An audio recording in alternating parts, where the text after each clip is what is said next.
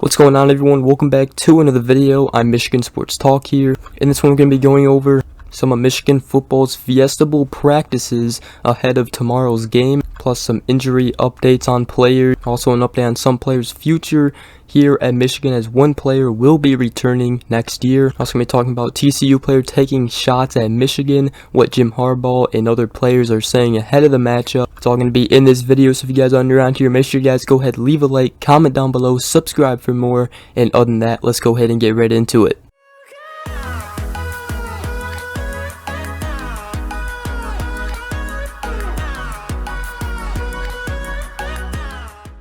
Alright, so Michigan plays in the college football playoffs tomorrow against TCU with the chance to go to the national championship. Let me know your guys' score predictions down below. I'm going to go over the spread and everything at the end of the video. But let's go ahead and talk about Michigan's Fiesta Bowl practices. First off, one of the biggest takeaways is wide receivers Andrell Anthony and AJ Henning. They were actually limited during Tuesday's practice. However, on Thursday they were full practice participants, so that is really huge. In my video a couple days ago, I talked about AJ Henning not dressed up.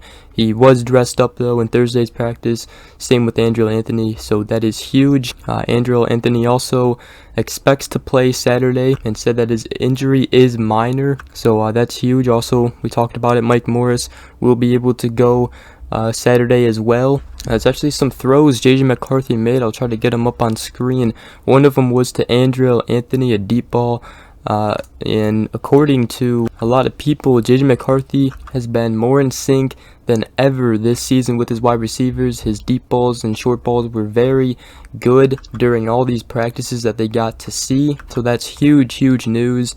I know this team is just ready to let it all go against TCU tomorrow. Will Johnson has also been playing very good. He had 2 picks in the Big Ten championship game, so I'm eager to see him against TCU's wide receivers, especially if he goes up against Quentin Johnson, which they might, just because Will Johnson might match up the best with his size. Another thing is Michigan will actually be playing on grass instead of turf. Some players talked about that. Wide receiver Andrell Anthony said he actually really likes grass.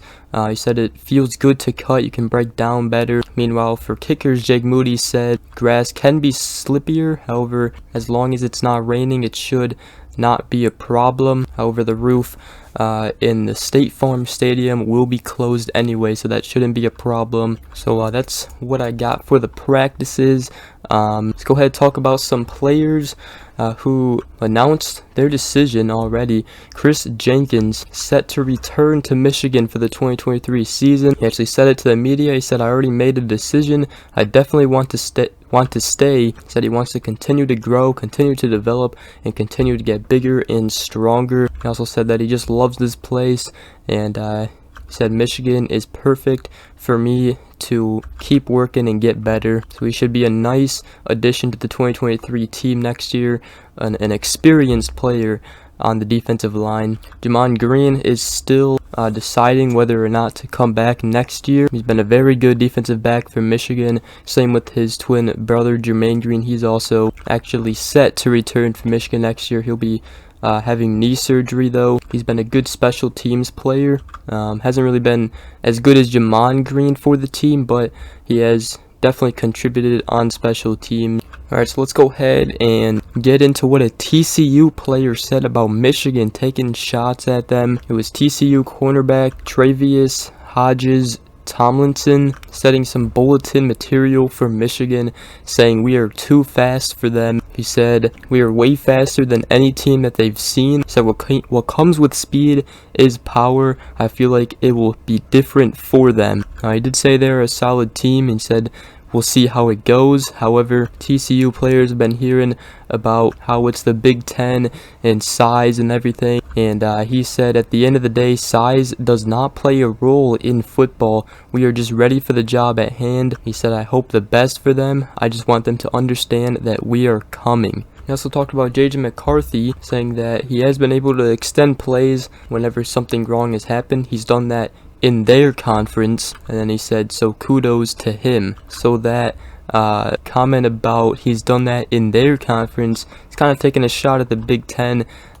Pretty much he's saying that the Big 12 is tougher competition. The Big 10, in my opinion, is better than Big 12. But let me know what you guys think about those comments. Sets up bulletin material for Michigan players. That's exactly what we wanted. Fire up these Michigan players. So with that, let's go ahead and talk about what Jim Harbaugh said yesterday at the media day for the Fiesta Bowl. First off, he started it by saying, what we are most excited about is the opportunity that not everyone gets, so the team is ready to go.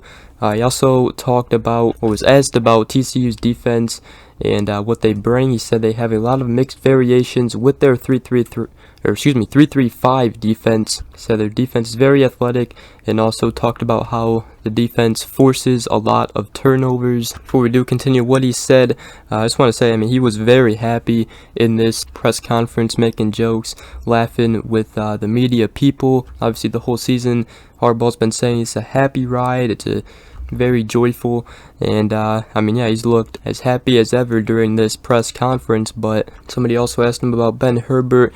He said he gives Ben Herbert all the credit, said he's been the X factor for this team, said just the impact on every single player, and he just said that he is the best, phenomenal strength and conditioning coach. And he also just praised Blake Corum, what he's meant for this team and how he has been helping the team even though he isn't going to be able to play. Also praised Donovan Edwards, pretty much saying that Michigan has had two starting running backs on the team playing at once. And then today, Michigan head coach Jim Harbaugh and TCU head coach Sonny Dykes were both at a press conference together, answering questions with the media before tomorrow's matchup. Jim Harbaugh wearing a suit and tie with his Michigan hat.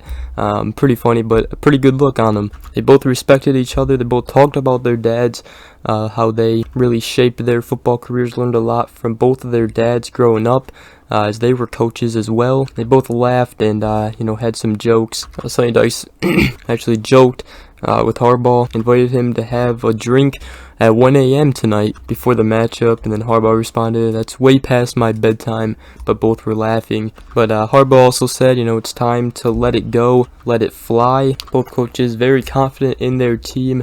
So with that, let's go ahead and give a quick preview of the game. First of all, Michigan, a 7.5 point favorite. They have a 66.7% chance to win according to the ESPN matchup predictor. TCU 12-1, Michigan 13-0. Game is at 4 p.m. tomorrow. Winner goes to the national championship. Should be a fun matchup. I got Michigan winning this one. I think they can handle TCU. Let me know your guys' score predictions down below, what you guys think, how this game will go. And other than that, that's gonna wrap up today's video. Hope you guys did enjoy. If you did, make sure you guys go ahead, leave a like, comment down below, subscribe for more. Go Blue, and I'll see you guys in the next video. Have a fantastic New Year's, and hopefully I'll see you guys in a post-game video with a win over TCU. Other than that, hope you all have a great rest of your day. We'll see you guys in the next video. Peace.